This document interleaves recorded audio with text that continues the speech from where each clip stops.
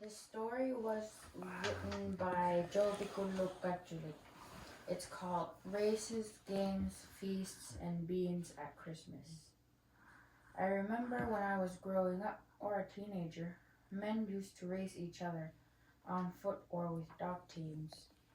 I have a clear memory of one race where only two people raced each other. This was during the Christmas festivities. One man was such a fast runner that nobody could ever beat him. No, nobody could beat him. And he was not even an Inuk. He was a white man. He was the white man of the town here just before the Catholic missionaries arrived. His name was Charlie. He did not look like a missionary. He was here for Revion Frere. I clearly remember that part.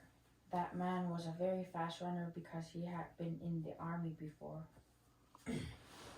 Revion Frere was a French trading post, and it was in the competition with the Hudson's Bay Company post. I think Charlie was in Salluit to look after the Revion Frere houses and keep them occupied just before the Catholic missionaries arrived in Salluit. Charlie left. Once at Christmas time, the Inuit were invited to a feast and were all fed beans to celebrate Christmas. They all ended up with a very bad case of diarrhea. This happened when I was still a young boy. I remember this huge wash basin full of excrement due to our constant relieving. We must have eaten a lot of beans that day to get that bad diarrhea. When somebody was ready to relieve himself in a rush, he just opened up his legs and started relieving himself right there.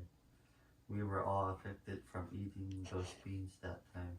I think it was because the beans had swollen while soaking or they had been covered for too long that we all ended up with diarrhea. We were so miserable that time and the weather didn't help because it was very blizzardy. I find this funny now when I occasionally think about it, but at the time it was not so funny at all. It happened when I was just becoming a teenager. Even the dogs ended up with diarrhea. Boy, did it ever stick inside the igloo. People used to eat whale heads and heads of other mammals. Even the dogs ate whale and walrus heads when there was a feast. The heads of all kinds of mammals used to taste so good. When men prepared to race on feet, they would get ready to run side by side, not lined up. There used to be quite a number of men racing. I even participated in those races, but I was a very slow runner. I could never keep up with the other young men. Yes, it used to be so much fun when Inuit had foot races during Christmas festivities. They would race on the bay ice in front of Nadreyuk's family's place, in a place that used to be called Inutuinnauvugut, but they didn't run very far. Inuit still hold Christmas festivities in the same spot. They would run towards Salluit Island. I believe they had to pass near Inutuinnauvugut or finish in front of Hakakala or Hikita. I think one of those places was the finish line, but I am not too sure. I do remember a lot of dog teams racing though. I was there at the time my late uncle whipped off a dog's tail while trying to get the dog to run faster. I also remember men cutting the dogs' harnesses with their knives when they got entangled during the race. They used to compete a lot in those days. I don't remember what the prizes were for the winners of the dog team. I guess the prize was a big one because the men used to try very hard to win, even cutting the dogs' harnesses when they got entangled. The men even used to sew together the long rope that joins all the dogs to the sled so they would go faster and whip their dogs to run faster. While they were racing, the men would sit in front of the sled and push the dogs to run faster. I also remember this one race where the sleds did not have a box in the front to steer with, and the men just sat there not holding on to anything. I think the racers had to have at least 4 or 6 dogs in order to participate. When the dogs are just running at their leisure, they're called Ivakadu. They are not really galloping, they are more like trotting. Ivakat is just a term for that. When the dogs are Ivakadu, their tongues are hanging out and the dogs are panting while trotting. The word for that is Akmayuakduit. The tongues are huge when they hang out. That is what dogs do when they Ivaka. At Christmas, the Inuit used to play traditional soccer and they played hard to win. They were not thinking of winning a big prize. They just badly wanted to beat their opponents.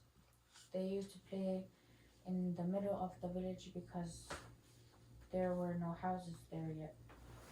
I think they used an old sackcloth sewn together to make a soccer ball. As for us, the younger ones, we used to make a soccer ball out of dog feces. We even used the feces as pucks for playing hockey. The Inuit used to dance so hard, even their stopping was loud. They danced so hard that when you enter the building, you almost bounce up and down. Wait, what dancing? What tripping? With skin boots too. When they started dancing, they were so happy and they didn't even used to enhance their spirit with alcohol. Dancing also, they would face each other and complete against the other one's dancing steps, or complete dancing next to each other. When they start stopping with all their might, they look so good. Those were fun days. I was so young then that I didn't even think of dancing. Anyways, I was a shy boy. I remember the late Kadjuluk's mother playing the accordion while people danced to her music. There were only Inuit there that time. Kadjuluk's mother, the late Hakanga, was a very good accordion player, and people danced to her music. The mother of Kadjuluk and Ilisituk used to make Inuit happy when she played the accordion. The two Hakangajuks started playing the accordion only later. The short and fat Hakangajuk, my cousin, played very good accordion, so the Inuit used to dance to his music. He even used to play Father First Beak's organ. He learned to play the organ first, then the accordion.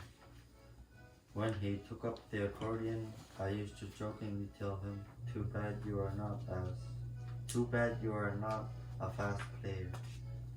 This was when we were still teenagers. In those days, the only houses here were very small, so the accordion sounded quite loud. When Inuit started stomping to the music, you could hardly even hear the organ or accordion. And when Inuit started making loud thanking sounds, you could not hear the music at all. In earlier days, when my late uncle danced, He would place 2 sticks on the floor and hop around them with just his toes and heels touching the floor. He was a great dancer, so at Christmas time, everybody would gather around to watch him.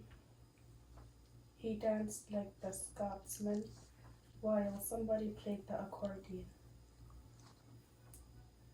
I saw him dance again in a ship called the Avadalo because some of the ship's crew were very good accordion players.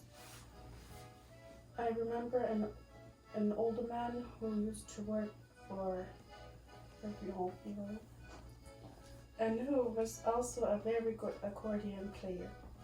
I remember him playing the accordion in the middle of the floor, and the Inuit made sounds like a harp seal while he danced past by them. Cool. The end.